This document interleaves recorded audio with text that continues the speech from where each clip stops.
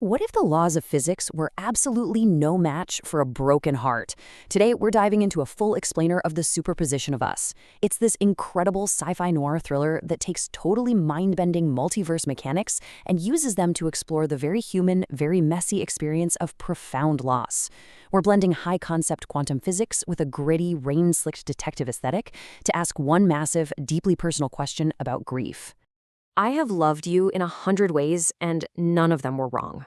We're starting off with this haunting quote from the text because, honestly, it hits the nail right on the head. It brilliantly illustrates the core theme here, which is infinite romantic variations and the incredibly heavy emotional cost of our choices. The story immediately grounds us in this wild idea that in a multiverse, every single road taken and untaken actually exists out there. It frames love not just as some fleeting feeling, but as a physical, tangible force that literally operates on reality itself. All right, let's get into part one, the rules of quantum bleed.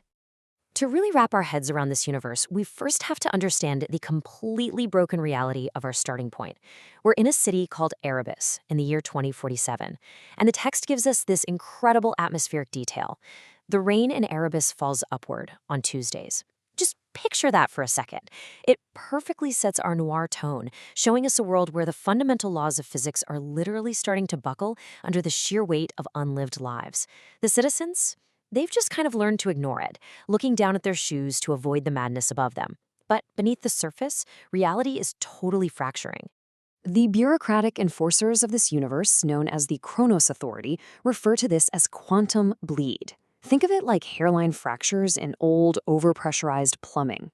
Except, instead of dirty water, it's alternate timelines leaking into your living room. If you stand in the rain, you might literally see a version of yourself who made a different choice just casually walking across the street. Our main guy, Elias Voss, is an auditor for this authority. His whole job is to catalog these bleeds, and he is just completely dead-end to the world. Why? Because the one timeline he desperately wants to see, the one where his daughter survived, is entirely out of his reach. That brings us to part two, the first ontological crime.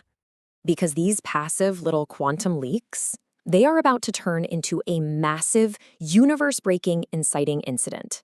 Elias ends up reunited with Lena, the woman he lost, at a crime scene. And their shared grief and history are so dense that they literally become a paradox in the eyes of the Chronos Authority. When they're ordered to be permanently separated to fix this paradox, they flat out refuse. Instead, they hijack reality. Step 1, they reach critical emotional density. Step 2, they superimpose their probability fields. And step 3, they detonate reality to overwrite the timeline. They kiss, superimpose their unlived lives, and just absolutely shatter their own universe to escape. But here's the tragic catch. Their grand romantic escape has a devastating body count. When Elias and Lena tear that hole in reality, they take collateral damage. 7 innocent people get caught in the blast radius. A security guard, 2 teenagers, an old woman. They are all forced to relive every choice they've ever made simultaneously, before they quite literally dissolve into nothing. Elias and Lena survive the jump, but they have to carry the incredibly heavy, inescapable guilt of this ontological crime with them. Let's move to part 3, navigating the multiverse maze. You see, they didn't just jump blindly into the great unknown, they jumped right into an engineered trap. If we map their coordinates, we can trace exactly how this builds. They start in 2047, jump to a 1947 analog called Auric 1, and are being pushed toward a 2007 destination called Meridian Prime. They quickly realize they're being funneled through a meticulously constructed maze. Someone or something arrived before them and has been taking out structurally significant people to force the multiverse to branch exactly where it wants them to go. And while they're in this 1947 timeline, they meet their own variants, which is just brilliant for exploring the psychological themes here. By comparing our Elias to his 1947 variant, a guy named Eddie, the story forces us to think about our own ghost ships, those different versions of ourselves we might become if we face the exact same tragedy. Eddie is a private detective trying to cope with the loss of the exact same daughter. Because let's be real, nothing says unresolved trauma quite like a 1940s private eye with a whiskey habit, right? It really drives home that while the external window dressing changes across the multiverse, the core wound always remains exactly the same. Now for part 4, the pursuer's paradox. As Elias and Lena are figuring out that someone is assassinating load-bearing people in 1947 to carve this path, we get hit with a massive mid-story twist. Are you ready for this? The terrifying, unstoppable antagonist hunting them down isn't some random monster. It's Lena. It's a version of Lena who made the correct but completely soul-crushing choice to obey the law in that alley. She said no, submitted to the authority, and was separated from Elias. But the profound grief of doing the right thing entirely hollowed her out. She became a ruthless enforcer, basically weaponized by her own regret.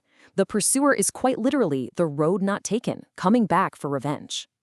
Which brings us to our final section, Part 5, the ultimate choice point. Because the real kicker here? The pursuer isn't actually trying to kill them. She engineered this entire complex maze for one single reason: to arrive at Meridian Prime, the one branch where their daughter Clara actually survived. The math of a multiverse is just a mother looking for her child. If you strip away all the sci-fi jargon and the crazy quantum paradoxes, the emotional core of this entire explainer boils down to this one profound realization. Even the version of Lena that broke and became a ruthless killer was at the end of the day just a mother trying to stand close to the child she lost, just to prove to herself that her daughter was real somewhere. In the climax, the native Elias of this perfect branch refuses to surrender his daughter, and our two Lenas prepare to face the consequences of their shared choices. And the story doesn't give us an easy way out. It leaves us to ponder this incredibly heavy question. What are you willing to lose to find the life you didn't lead? If you could visit the ghost ship of your unlived life and see the exact devastating cost of the path you didn't take, would you be willing to pay the price? It's an absolutely breathtaking look at grief, the weight of our choices, and the literal universe-breaking power of human connection. So, what would you choose?